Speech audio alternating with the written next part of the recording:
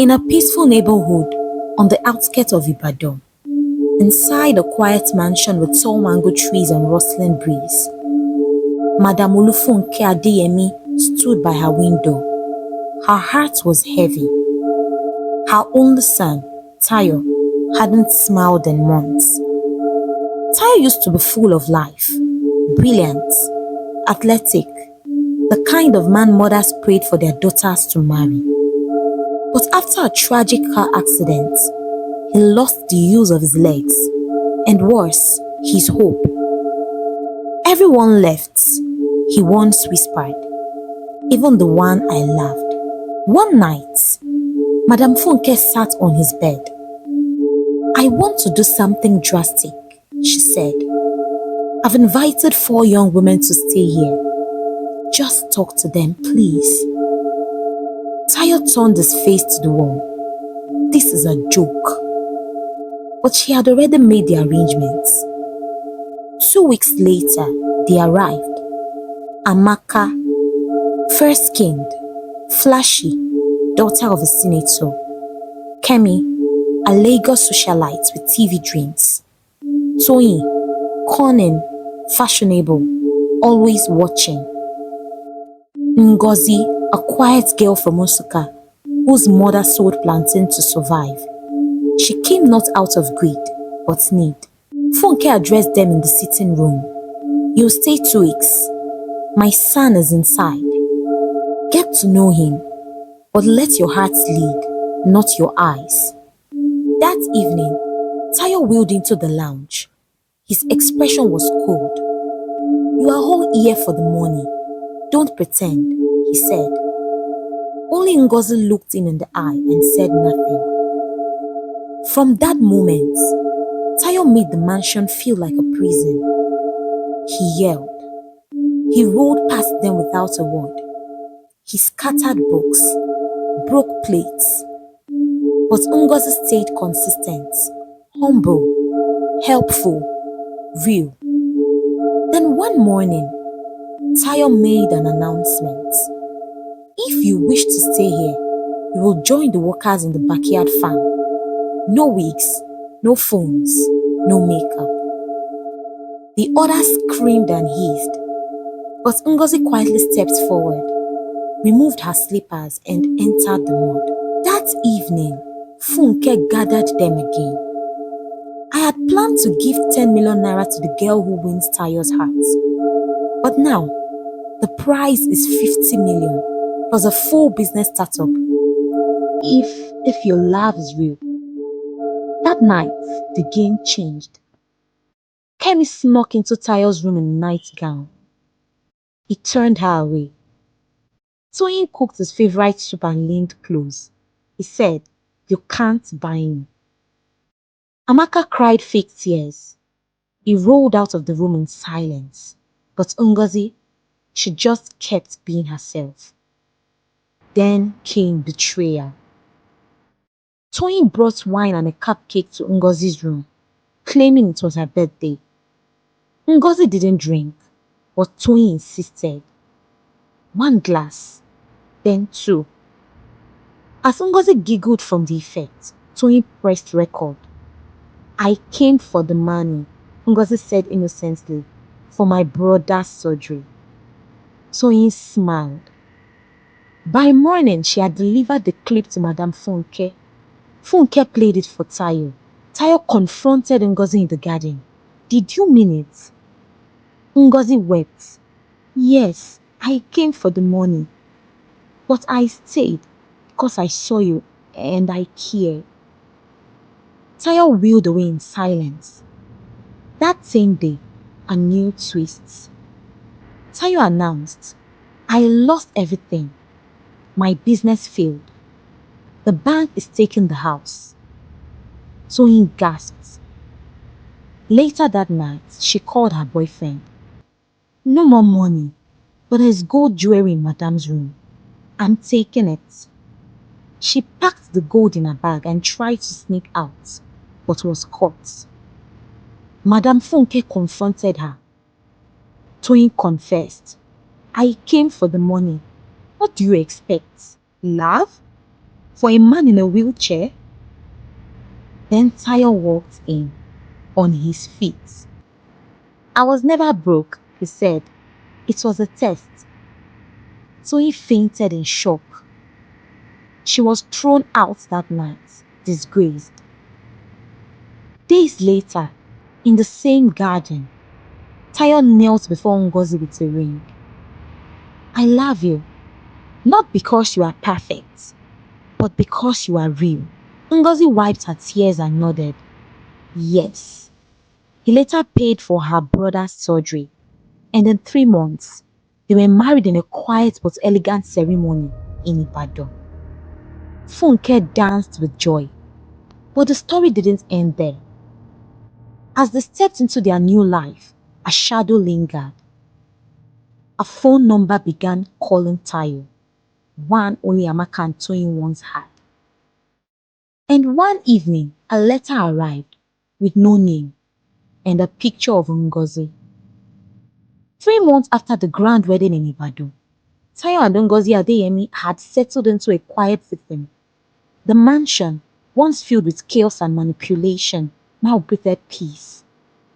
Ngozi's younger brother was recovering steadily in a private hospital in Enugu.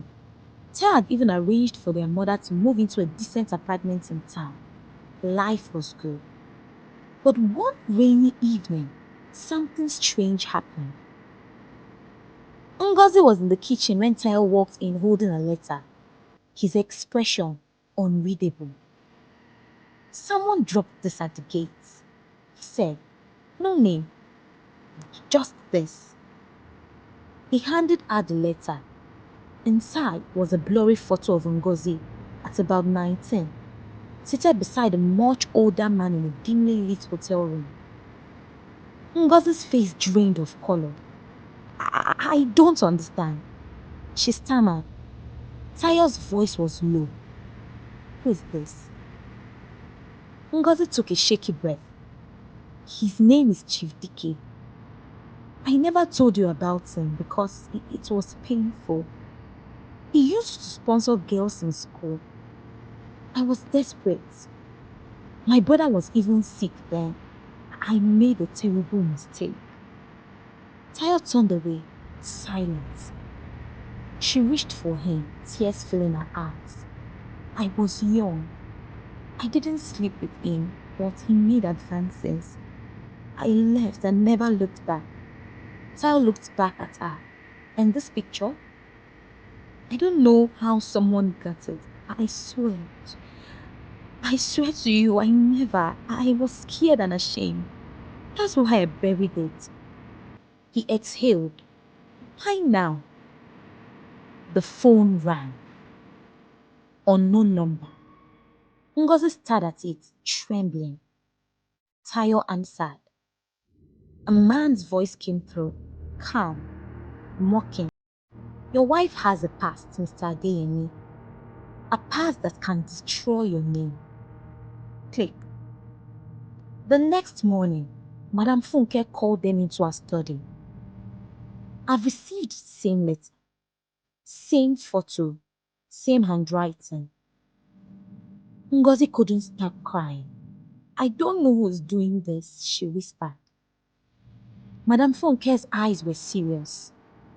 We need to find out. Meanwhile, in an unknown apartment in Lagos, Toyin, the disgraced house guest, sat with a man in a suit. She smiled darkly as she watched the screen displaying surveillance footage, an image of Ngozi hugging Tayo in the garden. Let's see how long her crown stays on, she said. The man beside her was none other than Chief Dike, now older, grayer, and full of revenge. Back in Ibadan, Tayo hired a private investigator.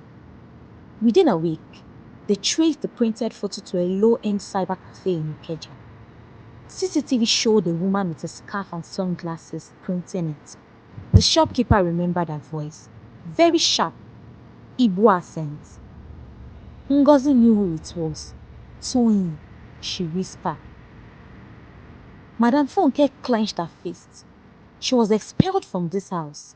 What else does she want?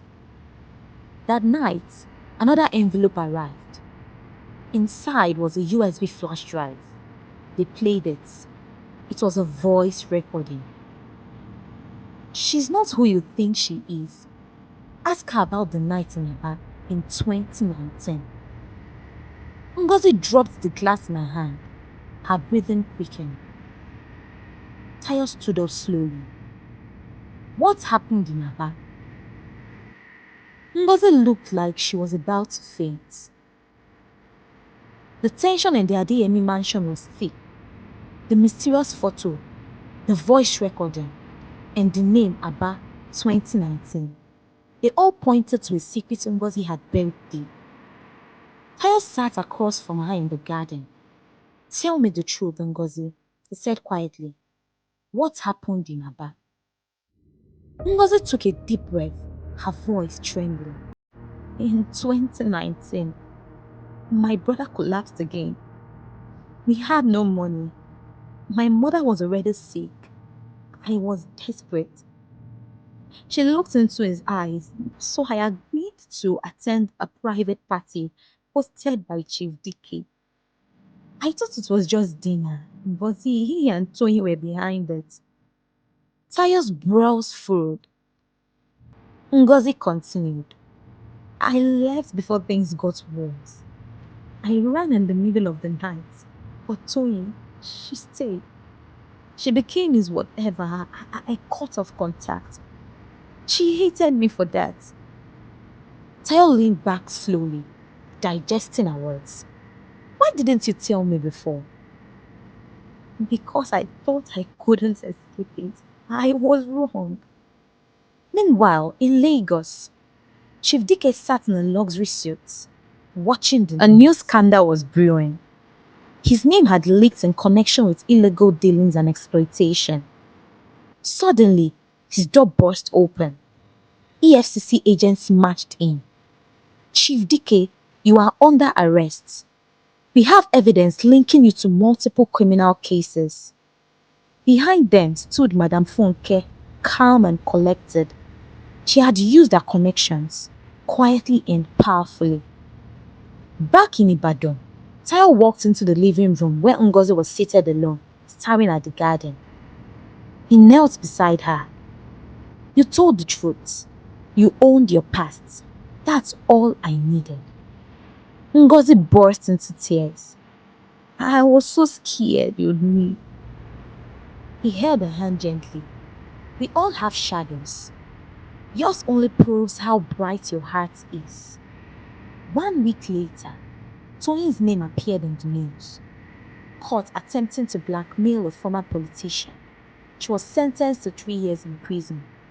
Meanwhile, Ngozi and Tayo opened a charity foundation for young girls who needed help with education and medical support. In memory of all Ngozi had overcome, Madam Funke, smiling again, blessed them both. You turned pain into purpose, she said.